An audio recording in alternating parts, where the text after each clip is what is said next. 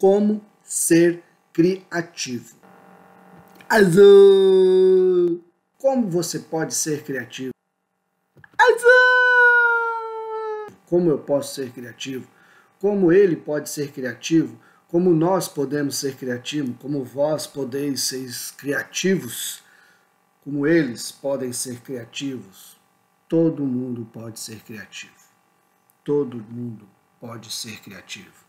E a pergunta é, como ser criativo? Como ser criativo? Essa é a pergunta. A pergunta é, como ser criativo? Bom, a resposta mais simplória e nada criativa é com criatividade, né? Aliás, quando se fala em criatividade, qual é a primeira coisa que vem na sua cabeça? Pois é, a lâmpada também é a primeira coisa que vem na cabeça de muita gente que a gente considera criativo, né? E isso não é motivo para você ficar assustado ou assustada. Não se assuste com isso. A maioria das pessoas pensa na lâmpada. Só que o problema da criatividade é se você ficar preso na lâmpada. Se você pensar na lâmpada e ficar só na lâmpada, aí é algo para se preocupar. Aliás, para o mundo pós-moderno, para essa nova realidade que nós vivemos, e para cada vez mais, então as pessoas que vão entrar no mercado de trabalho vão sentir mais ainda essa necessidade, é a de ter do comportamento criativo, ou seja, cada vez mais a sociedade requer pessoas com comportamento criativo, um comportamento de ter novas ideias. Outra característica também é o pensamento crítico. Por quê? Porque por mais que a gente automatize, por mais que a gente coloque robôs, inteligência artificial, dificilmente a inteligência artificial, o robô vai ter pensamento criativo e vai ter pensamento crítico, né? Então, o pensamento crítico é fundamental cada vez mais na sociedade. E assim, uma característica, algo que faz com que desperte essa necessidade de se estimular a criatividade nas pessoas, é que passou-se durante um bom tempo no processo do mercado de trabalho, das empresas, das organizações, enfim, há uma especialização, ou seja, cada vez mais se forçou as pessoas a serem especialistas em uma coisa só. E esse excesso de especialização diminui a criatividade. Por isso que a gente percebe no mercado cada vez mais a pluralidade de atuação, ou seja, você começa trabalhando em algo e vai abraçando outros tipos de projetos porque você vai absorvendo visões diferentes na sua carreira e isso potencializa a aplicação de criatividade na sua vida, né? Então a visão global, ver o todo, permite você ter mais criatividade.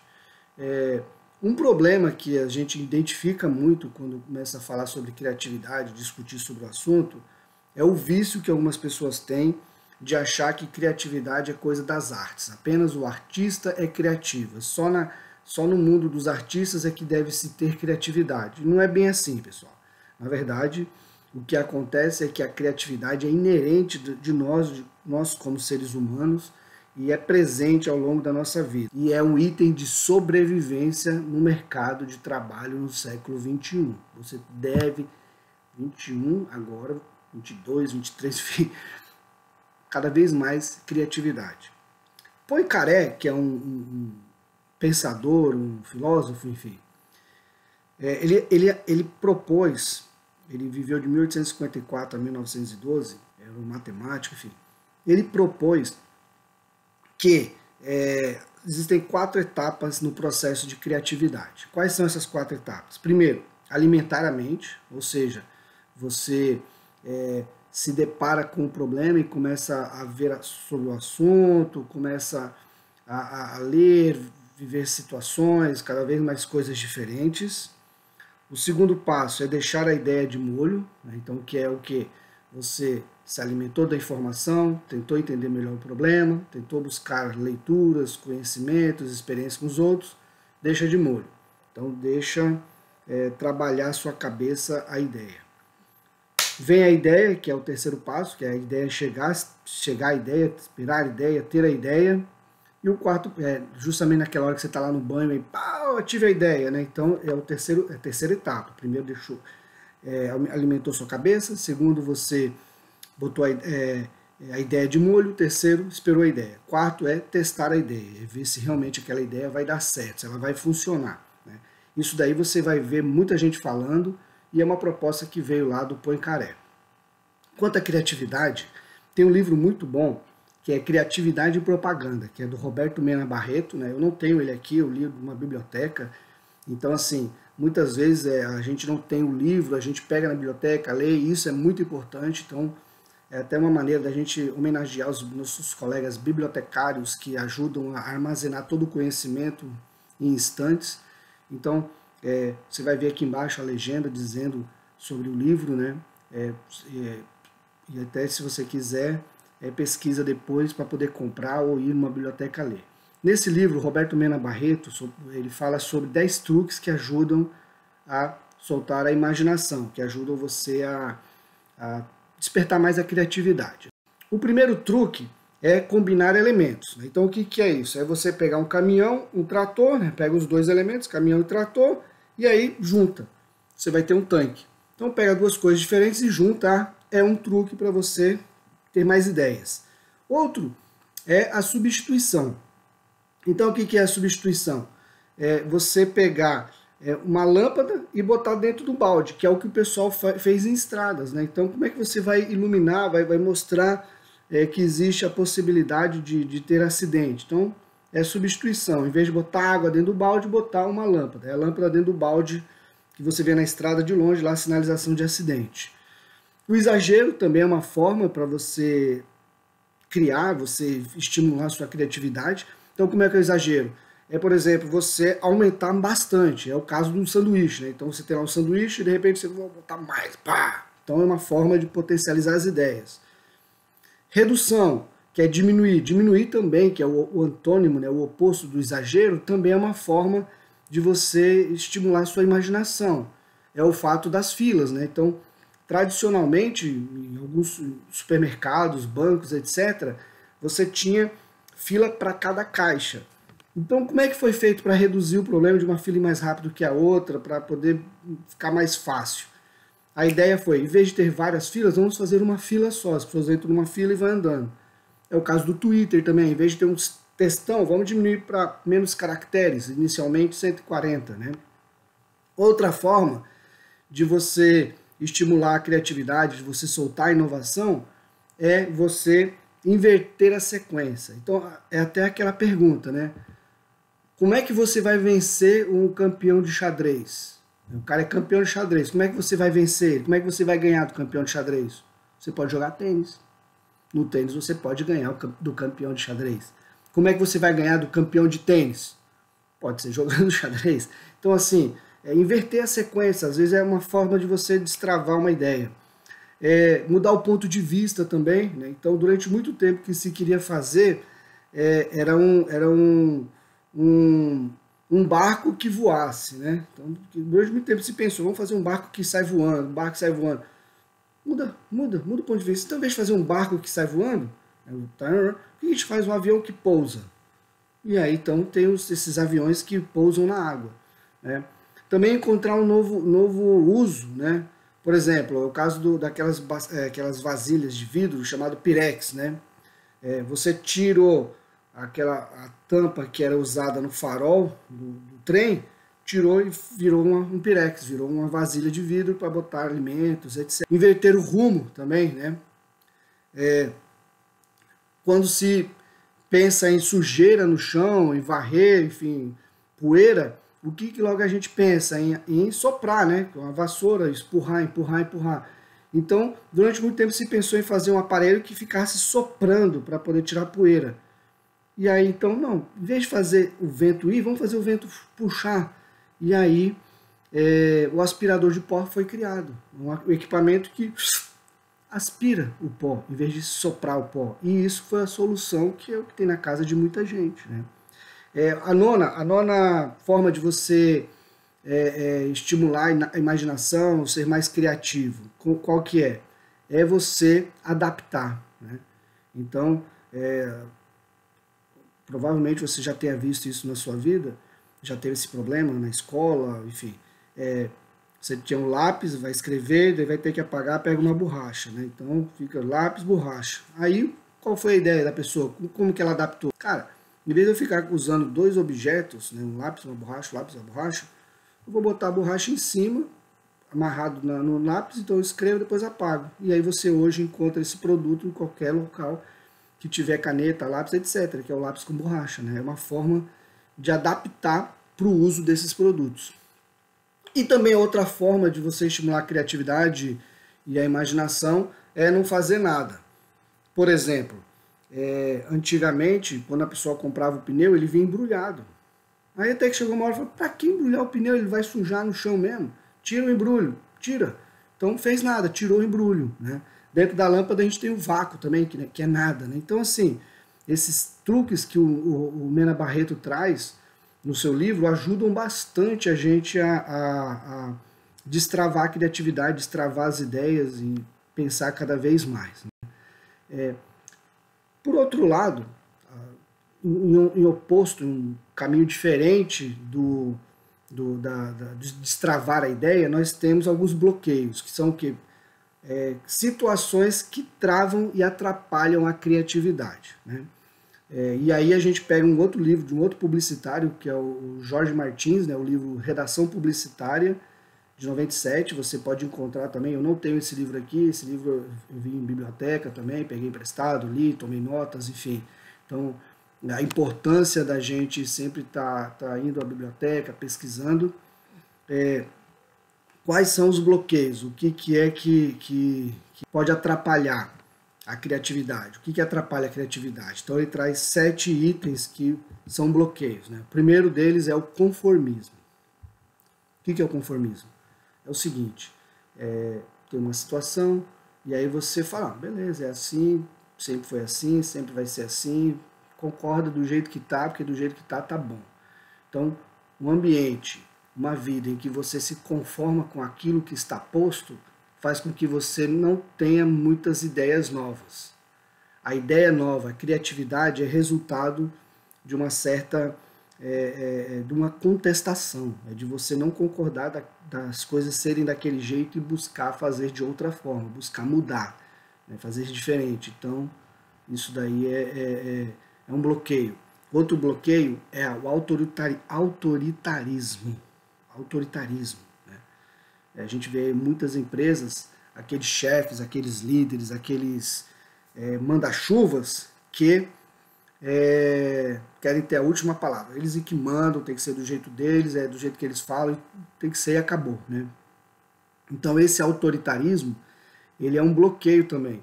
Se você sempre tem que ter a última palavra, você não vai aceitar a ideia do outro, porque você tem que ter a sua ideia e a sua ideia é que vale e acabou, né? Então, ó, que nem meu cabelo tá rebelde aqui, bicho, ele não me obedece. E aí eu fico tentando aqui arrumar ele, ó, tá vendo? Ele não fica no lugar. Então, o que eu tenho que fazer?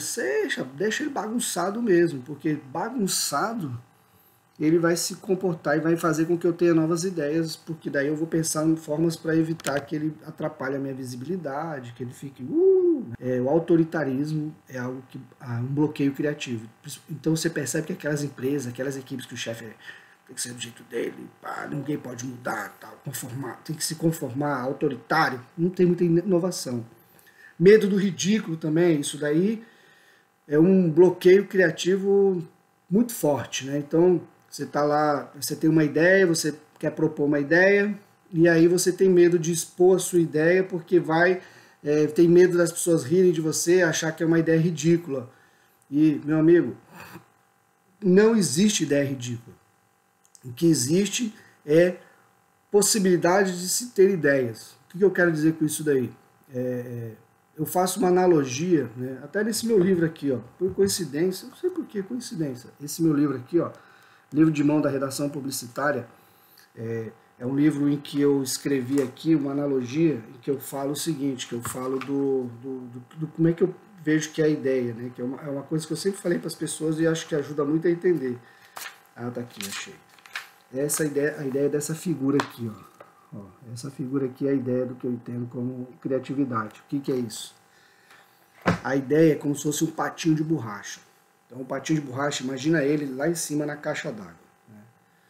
para você ter esse patinho de borracha, que é uma boa ideia, você tem que abrir uma torneira para a água passar e trazer o patinho de borracha. Essa torneira é como se fosse a torneira de asneiras da Emília. Lembra da Emília, do Sítio Pica-Pau Amarelo? Né? Quem não conhece, pesquisa depois aí. Emília, Sítio Pica-Pau Amarelo, aquela boneca de pano do Monteiro Lobato. Né? Então o que acontece? A Emília abria a torneira de asneiras, que era falar um monte de asneira. Então você também solta a sua torneira de asneiras. Fala um monte de asneira, pensa um monte de asneira. E aí a ideia é que aquele patinho de borracha, ele vai descendo da caixa d'água, vai no cano, vai no cano, vai no cano e chega na torneira, chega na sua mão e aí você tem uma boa ideia. Então, não existe ideia ruim, pensamento tolo. O que existe é você deixar destravar suas ideias e o seu pensamento. Tá penteado. Agora tá penteado. Mas, enfim, outro bloqueio é a intolerância. Então, assim, a intolerância pelo que é diferente do que foi tradicionalmente feito. Né? A intolerância pelo usualmente comum, pelo tradicional, é algo que atrapalha bastante, ou seja, as pessoas não aceitarem aquilo que foge do comum, do usual, do que sempre foi feito. Né? Então, a intolerância é um bloqueio, né? Pode ser em você, pode ser de outro, isso aí atrapalha, porque se outra pessoa tem esse bloqueio, tem essa intolerância, você acaba ficando reticente. Né? Outro bloqueio é justamente a valorização das divergências, que é o confronto contínuo. Né? Porque estimular o confronto contínuo faz com que as pessoas cheguem a um ponto de não quererem mais ter pensamentos diferentes para evitar o confronto. O confronto é algo prejudicial, que não é benéfico. Né? Outro bloqueio é não se avaliar as ideias e refletir sobre as ideias. Né? O que isso quer dizer? Num processo de criação, processo criativo, você vai ter as ideias, vai desovar um monte de ideia e depois você tem que refletir se realmente aquela ideia se adequa àquela situação. Mas não é uma crítica, uma reflexão no sentido de prejudicar a ideia, é sim de ver a sua viabilidade. Aliás, quem tem intolerância a novas ideias já vai cortar as boas ideias aí também. Tá? Também, o outro bloqueio criativo são os sistemas fechados, os sistemas que são muito engessados, como de algumas empresas, né, que tem que seguir aquela estrutura hierárquica, um tem que pedir para o outro, uma sequência muito fixa, né? Isso daí atrapalha muito a criatividade, porque quando os processos são muito enrijecidos, as pessoas acabam se automatizando. E assim, como a tendência do nosso cérebro é fazer algo rotineiro, se adaptar a uma rotina, a gente acaba criando um procedimento no nosso cérebro de não ter novas ideias diferentes que fujam daquele padrão. Né? Por isso que, para ser criativo, você tem que querer e fazer muito esforço, porque não só devido ao fato de outras pessoas não concordarem ou acharem estranho, mas o fato de que você tem que vencer você mesmo numa luta constante pela padronização da rotina, né? Pela normatização da rotina, de fazer sempre daquele jeito. E quando a gente vai entendendo cada vez mais a criatividade, então a gente vê os bloqueios, a gente vê estímulos, né? Aí o David Hume, um filósofo, enfim, um pensador, um estudioso, alguém que você estuda muito em teorias de várias áreas, inclusive organizacionais. Ele tem um livro, né, que ele publicou lá em Edimburgo, Investigação sobre o Entendimento Humano. É um livro de 1748. Então, assim, assim, se você achar esse material, você vai ver que ele fala em poucas linhas o que eu vou dizer para você agora. Né, que ele fala o seguinte, que você tem 4 formas de ideia, tem 4 tipos de ideias. Né? Você tem a ideia pela semelhança, pela contiguidade, pela sucessão e pela causa e efeito. São 4. Né? E o que ele diz? Ele diz o seguinte, que a ideia pela semelhança é aquela ideia do seguinte, você tem o original e aquilo que lembra o original. Né? O original e o que lembra o original. Então, por exemplo, é o quadro. Você olha o quadro e você lembra da natureza. Né? Você olha para a tartaruga que anda devagar e pensa logo em que é lento. Você tem o fogo, você pensa logo na destruição. Então, uma coisa semelhante à outra. A contiguidade é, é utilizado no processo de desenvolvimento da ideia uma sequência, né? Uma sequência no sentido, vou falar pelo exemplo, que eu acho que é mais fácil, né? É assim, você pensa no apartamento e depois você fala de outros apartamentos. Você pensa no pneu, aí pensa no carro, você pensa na viagem, na estrada e na distância. Então é uma contiguidade, é como se fosse uma coisa sequente à outra. Já na sucessão, você tem as ideias em sequência, você tem uma linha que é uma coisa consequente da outra. Uma coisa não é consequente, mas você associa a outra. Na sucessão é como se fosse consequência. Por exemplo, você vê as nuvens escuras no céu, você já pensa na chuva, porque a nuvem escura cai chuva. E caindo a chuva, o chão vai ficar molhado, né? Então, é uma coisa consequência da outra. Na contiguidade não, é uma coisa que lembra a outra, mas não é sequência, não é sequencial, né? Eu acho que assim fica mais claro. E causa e efeito é justamente uma situação que remete a outra, né? Então, machucou, dá dor. O frio, você tem, por outro lado, o calor, né? Então, tem a questão de contraste também aí na causa e efeito, né? A gente tem também, ainda na discussão sobre criatividade, formas de deixar o ambiente mais propício a novas ideias, né? Então, uma das formas é tolerar os erros, né? Então, dentro do ambiente do trabalho, no local que você trabalha, em casa também, né? Para estimular a criatividade das pessoas, tolerar os erros é uma forma de estimular a criatividade, porque quando as pessoas vão experimentando ideias, experimentando situações, elas vão errar em algum momento. Outra forma que é fundamental, ainda mais em empresa, muita gente não julga a ideia, julga a pessoa. Então a pessoa que deu a ideia, não, essa pessoa aí, essa ideia não é boa não, essa ideia aí não. Aí se o outro der a mesma ideia, essa ideia é boa, porque não está julgando a ideia, está julgando a pessoa, e isso daí é ruim, isso daí prejudica muito a criatividade, tá? Você tem que pensar na ideia, não nas pessoas, até porque muita ideia boa pode morrer por isso, porque a pessoa que falou, as pessoas julgam, essa pessoa aí, né? Colaboração, o estímulo à colaboração no ambiente corporativo, na empresa, no trabalho também ajuda, né? Então, porque uma pessoa vai contribuindo à outra. Por exemplo, um anúncio publicitário, né? Na publicidade você tem que trabalhar com criatividade, no cinema, né? Então, por exemplo, eu sempre lembro do caso do Fernando Meirelles, um diretor que trabalha em Hollywood hoje em dia, né? Que fez o filme Cidade de Deus. Ele era diretor de comerciais de televisão, né? Trabalhava com a publicidade brasileira, fez o Cidade de Deus e foi para Hollywood. Ele sempre fala que o roteiro do filme Cidade de Deus mudou várias vezes, muitas vezes. Por quê? Porque ele estava acostumado na publicidade a muitas mudanças no roteiro, porque cada hora um contribui para melhorar, né? Então pessoas que trabalham com propaganda vão falando melhorias e a pessoa vai mudando. Então a colaboração permite você desenvolver um trabalho cada vez melhor. E também outra forma de estimular a criatividade são os jogos, né? Fazer as pessoas brincarem, jogarem com jogos empresariais, situações de simulação também permitem muito se melhorar. Aliás, um livro que eu recomendo também é um livro antigo, né, de 77, 9, 78, alguma coisa assim. Eu não lembro bem o ano, pesquisei, não achei uma data precisa desse livro, mas ele é muito bom. Eu li esse livro, assim, é fantástico. Eu ouvi falar dele muitos anos atrás, quando eu morava em Campinas, que faz tempo isso. Então uma dica muito boa é Um Toque na Cuca, do Roger von Weck. É um livro assim antigo, é de 1970 e alguma coisa, eu não lembro se é 77, 79, mas eu até pesquisei na internet, você vê aí a descrição embaixo aqui.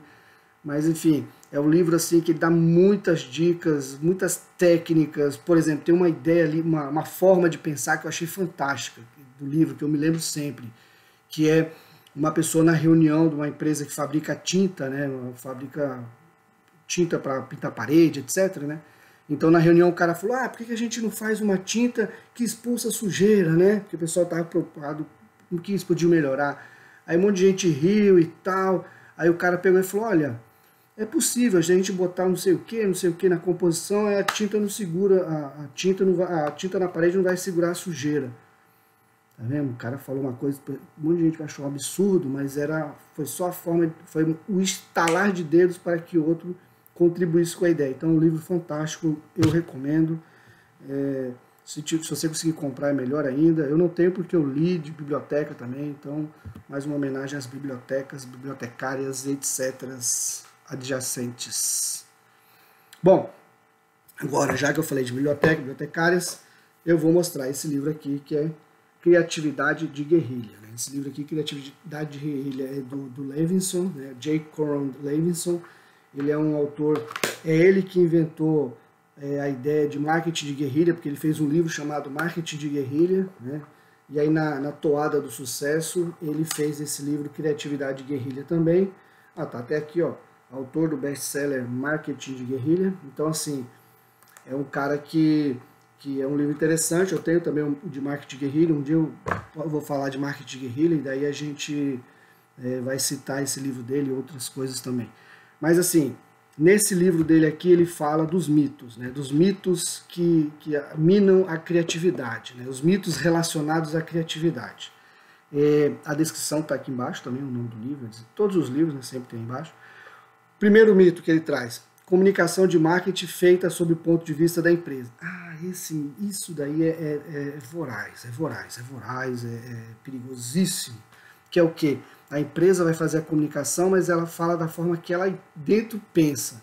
Ela não fala pensando conforme o cliente vai entender. Ela não tenta falar do jeito que o cliente entende.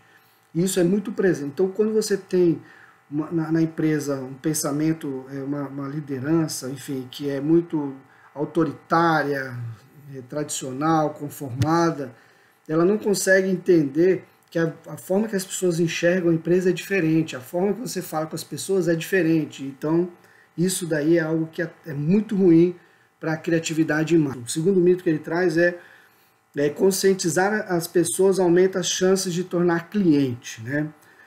É aquela ideia, né?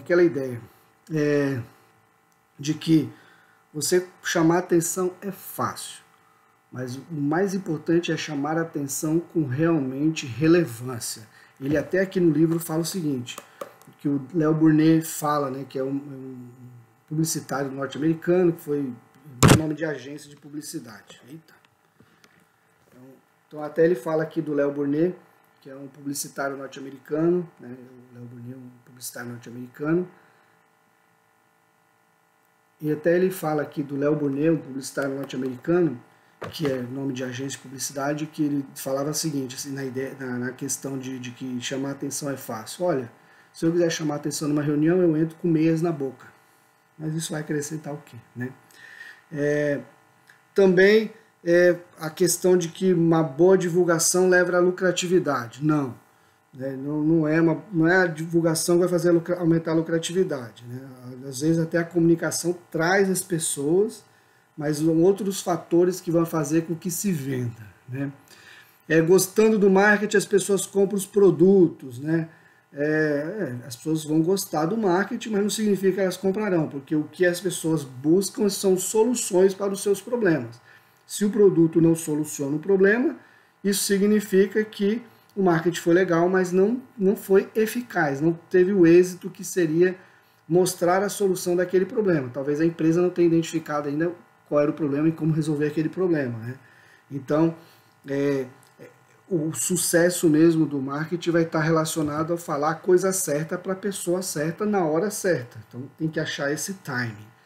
Outro mito também, mudar toda hora, mudar frequentemente. Não, pelo amor de Deus, não precisa mudar toda hora as suas ações de marketing. É porque, eu falei em outra live, clica aqui ó, no linkzinho, tá vendo?